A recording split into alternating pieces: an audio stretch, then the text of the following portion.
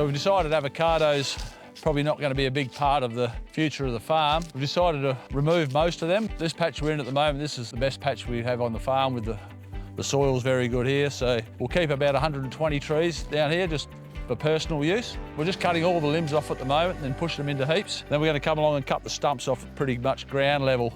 We've got 2,000 deciduous and evergreen trees coming this year.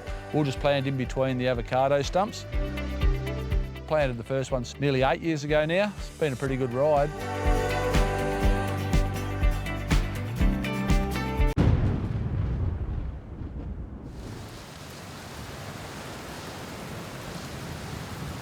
Last Friday we had a really big thunderstorm come through and we've got about 30 mils of rain in 20 minutes. Not a lot of grass on the hills, so consequently we've got a whole heap of grass and sticks and rubble have washed into this dam. It was like a river coming down. It's pretty unprecedented sort of amount of rain. Usually in the winter you'll get a rainfall like that, but if you've got a lot of grass on the hill, a lot of this stuff would stay up on the hills and get caught as it came down the hill, but there was nothing to stop it. And what it's done is washed a fair bit of dirt in as well, which has sort of knocked the oxygen out of the water. So we're trying to clean up a bit of the muck off the top.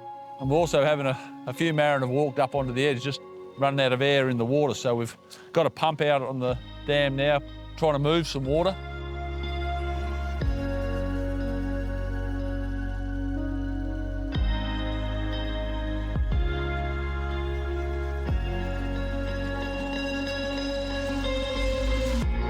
So we're collecting any marron that are trying to walk completely out, and then we're just going to clean up the surface as we go and clean up as much of the mess as we can.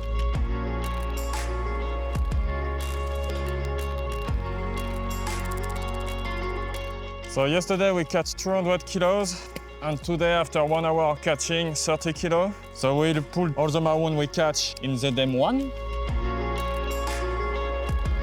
We certainly needed the rain after the summer we've just had. It's been way too dry.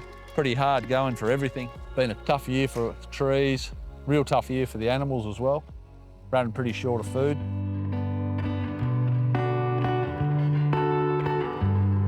We're only running 1,400 sheep here at the moment. Ideally, we could have moved them on about a month ago to give the farm a bit of a rest because we were struggling for food. So we've had to end up buying in lupins and extra feed to keep them fed up. The price of sheep's gone a bit south on it, so in the end, we couldn't sell the sheep or move them on, so we've had to feed them and going to hang on to them, and hopefully the grass will grow pretty quick now for us, so we'll get enough food naturally off the hills for them. We can stop feeding lupins and grain as well. What also happened this summer, being such a hard, dry summer, was the fact not only our domesticated type animals were struggling a bit, the kangaroos were really hard up for food. Took a real shine to our apple trees, to the point where they just absolutely destroyed them. Like, we had nets over a fair few apple trees. They tore the nets down as well, but in the end they've just ripped all the bark off all these trees. No food for them up in the bush. Even the last week since we've had green grass pop up on the paddocks, also up in the bush, there's hardly a kangaroo coming in here now. So it was all to do with the lack of food for them.